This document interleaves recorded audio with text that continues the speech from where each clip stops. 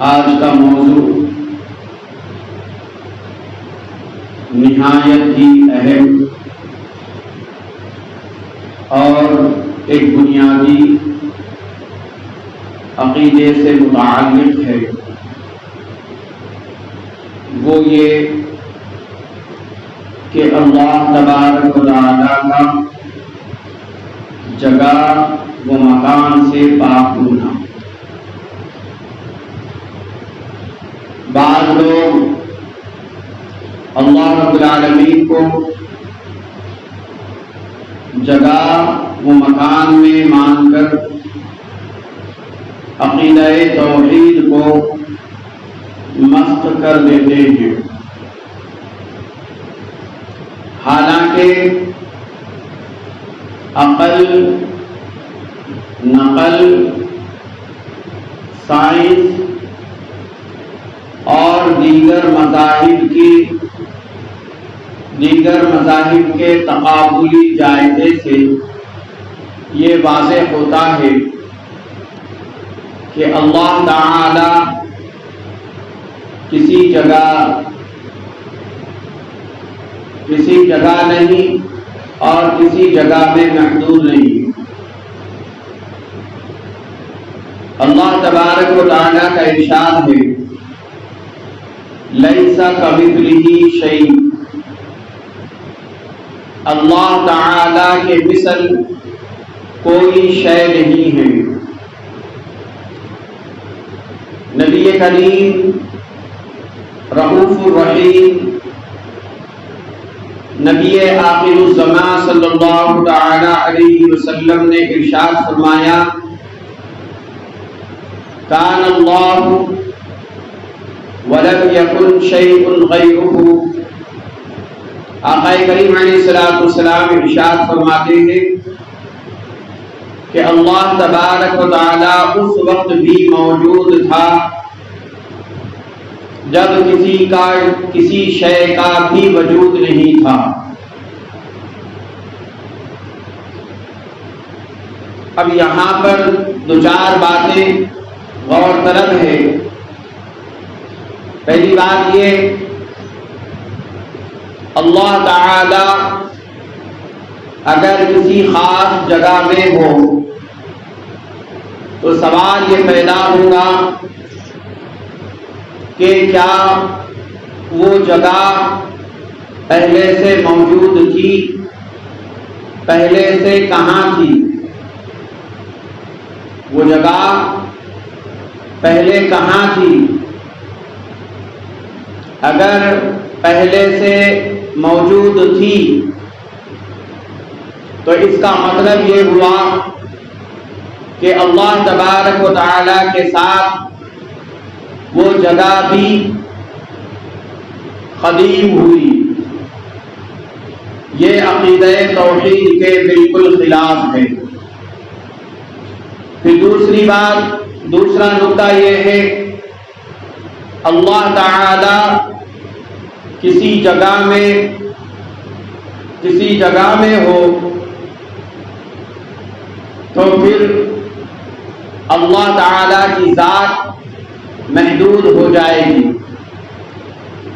اور اللہ تعالی لا محدود ہے۔ اللہ تعالی کی ذات لا محدود ہے، اور اگر اللہ تبارک و تعالی کسی جگہ میں موجود ہو تو وہ شے اللہ تبارک و تعالی کو گھیر لے گا۔ یہ عقیدہ وحدانیت کے بالکل خلاف ہے، یہ دین و شریعت کے عقائد سے بالکل غلط ہے۔ اسی لیے امام اعظم ابو حنیفہ نعمان بن ثابت رضی اللہ تعالی عنہ نے فرمایا کہ اگر کوئی یہ کہے کہ میں نہیں جانتا کہ اللہ آسمانوں میں ہے یا زمین میں، تو پھر وہ شخص کافر ہو گیا، اس وجہ سے کہ اس نے اللہ تعالی کو مکان میں مان لیا۔ اس لیے یہ الفاظ نہیں کہنا چاہیے کہ اوپر اللہ ہے نیچے میں ہوں، یا اوپر اللہ بیٹھا ہے۔ اس طرح کے ایسے الفاظ استعمال نہیں کرنی چاہیے جو بالکل ایمان کے منافی ہو، ایمان کو نقصان پہنچا رہے ہوں۔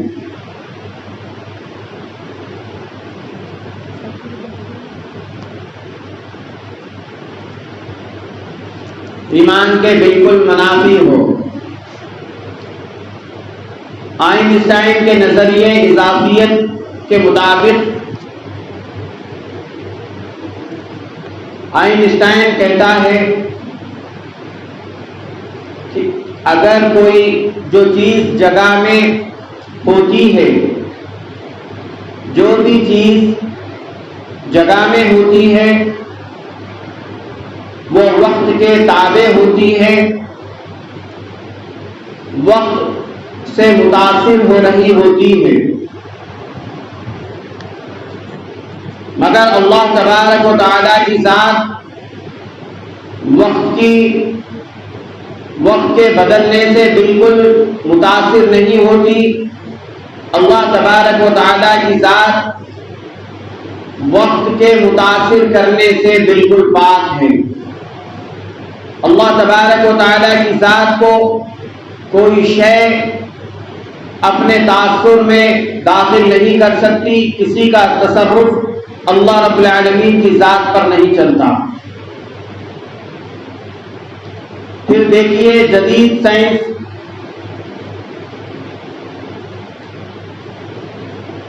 سائنس یہ کہتی ہے کہ دنیا میں کچھ اشیاء ایسی ہیں، دنیا میں کچھ چیزیں ایسی ہیں جو ایک وقت کئی جگہ موجود ہوتی ہیں، یعنی چیز تو ایک ہوتی ہے لیکن ایک وقت میں کئی جگہ پر وہ پائی جاتی ہے، ایک وقت ایک چیز کئی جگہ میں پائی جاتی ہے۔ اگر اب یہ مان لیا جائے کہ اللہ رب العالمین کسی ایک جگہ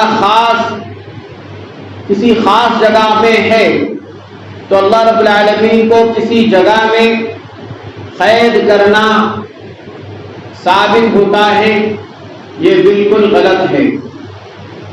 اسی طرح سائنس یہ بھی کہتی ہے کہ کائنات پھیل رہی ہے، کائنات پھیل رہی ہے۔ یہ تجربات میں بات آ چکی ہے کہ کائنات کا پھیلاؤ جاری ہے۔ لوگ اگر اللہ رب العالمین کو کسی جگہ میں اگر ہم خاص مان لیتے ہیں تو اس کا مطلب یہ ہو رہا ہے کہ اللہ رب العالمین کا جو مقام ہے، جو جگہ ہے، جو عرش ہے، وہ کائنات کے پھیلنے کے ساتھ پھیل رہا ہے۔ یہ بالکل سراسر غلط، سراسر دین و شریعت کی تعلیمات کے بالکل خلاف ہے۔ اللہ رب العالمین کسی بھی تغیر و تبدل اور کسی بھی تبدیلی سے بالکل پاک ہے۔ اسی طرح اگر آپ دیکھیں بدھ مذہب کہتا ہے کہ ہر چیز کو فنا ہے، اور وہ جو چیز فنا ہو جاتی ہے پھر وہ روحانی مقام حاصل کر لیتی ہے۔ اگر آپ اللہ رب العالمین کو جگہ کے ساتھ خاص کر دیتے ہیں تو پھر یہ بات لازم آتی ہے کہ اللہ رب العالمین کی ذات پر تبدیلی واقع ہو رہی ہے، اور اللہ رب العالمین کی ذات پر تبدیلی اپنا اثر چھوڑ رہی ہے، تو یہ بھی بالکل غلط عقیدہ ہے، یہ بھی اسلامی تعلیمات کے بالکل خلاف ہے۔ پھر اسی طرح آریہ سماج کہتی ہے، آریہ سماج اللہ سبحانہ و تعالیٰ کو ایشور کے نام سے پکارتی ہے، اور آریہ سماج کہتی ہے کہ ایشور ساری کائنات میں پھیلا ہوا ہے، کण کण میں ایشور ہے، یعنی پھیلا ہوا ہے ساری کائنات میں۔ اگر ہم یہ مان لیں کہ اللہ رب العالمین کسی جگہ میں ہے تو اس کا مطلب یہ ہوا کہ ہم نے آریہ سماج کے نظریے کا اتفاق کر لیا۔ یہ بالکل توحید کے منافی ہے۔ میں نے جو مختصر سی گفتگو آپ حضرات کے خدمت میں رکھی، اس میں نے عقل سے ثابت کیا کہ اللہ رب العالمین جگہ میں نہیں آتا۔ اللہ رب العالمین کو جگہ میں خاص کرنا اللہ تعالیٰ کی شان کے خلاف ہے۔ اس کے بعد میں نے قرآن پاک سے دلیل دی کہ اللہ رب العالمین کہ مثل کوئی شے نہیں۔ پھر میں نے حدیث مبارکہ سے دلیل دی کہ اللہ رب العالمین کی ذات اس وقت بھی موجود تھی جب کسی شے کا نام و نشان نہیں تھا، کسی شے کا وجود بھی نہیں تھا اور وجود کا تصور بھی نہیں تھا۔ پھر میں نے سائنس سے آپ کو دلائل دیے کہ سائنس نے یہ کہا کہ جو چیز جگہ میں آ جاتی ہے وہ وقت کے تابع ہو جاتی ہے۔ تو آپ اس بات پر غور کریں کہ کون سی ایسی شے ہے جو اللہ کو اپنے تابع تصرف میں لے۔ اللہ رب العالمین ان تمام نقائص سے پاک ہیں۔ اس کے بعد میں نے 2 سائنسی دلائل دیے۔ پھر دیگر مذاہب میں سے ایک بدھ مذہب کی بھی دلیل دی کہ اللہ رب العالمین کے ذات پر تبدیلی واقع نہیں ہوتی، تبدیلی واقع ہونے سے بھی اللہ رب العالمین کی ذات پاک ہے۔ پھر اسی کے ساتھ میں نے آریہ سماج کی دلیل دی کہ آریہ سماج نے کہا کہ ایشور کण کण میں ہے، تو اس کا مطلب یہ ہے کہ اللہ رب العالمین ایشور ہر کائنات کے ہر ذرے میں پھیلا ہوا ہے۔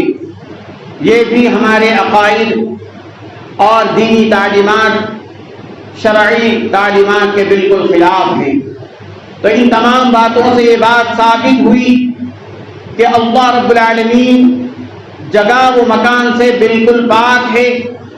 اللہ رب العالمین جگہ و مکان میں نہیں آتا۔ جو لوگ یہ کہتے ہیں کہ اللہ ہر جگہ ہے، اللہ ہر جگہ نہیں ہے۔ اللہ سمیع و بصیر ہے، اللہ علیم و خبیر ہے۔ اللہ کا علم ساری کائنات کو احاطہ کیا ہوا ہے۔ یہ عقیدہ رکھا جائے اور یہی عقیدہ درست ہے۔ جو لوگ یہ کہتے ہیں کہ اللہ ہر جگہ ہے، جگہ کے ساتھ اللہ کو خاص کرنا، مختص کرنا، جگہ میں ماننا، یہ باطل عقائد میں داخل ہے۔ اور باطل عقائد رکھنے والے جو دین و شریعت کو نہیں سمجھتے اور جو اللہ رب العالمین کی معرفت نہیں رکھتے، وہ ایسی بات کرتے ہیں۔ پھر اسی کے ساتھ یہ بھی بات ثابت ہو گئی کہ بعض لوگ وہ ہیں جو یہ کہتے ہیں کہ اللہ رب العالمین عرش پر بیٹھا ہوا ہے۔ تو میں نے یہ بھی ثابت کر دیا کہ اللہ رب العالمین کو بیٹھا ہوا کہنا اللہ تعالیٰ کی شان کے خلاف ہے کہ اللہ رب العالمین بیٹھنے، کھڑے ہونے سے پاک ہے اور کسی جگہ میں آنے سے پاک ہے۔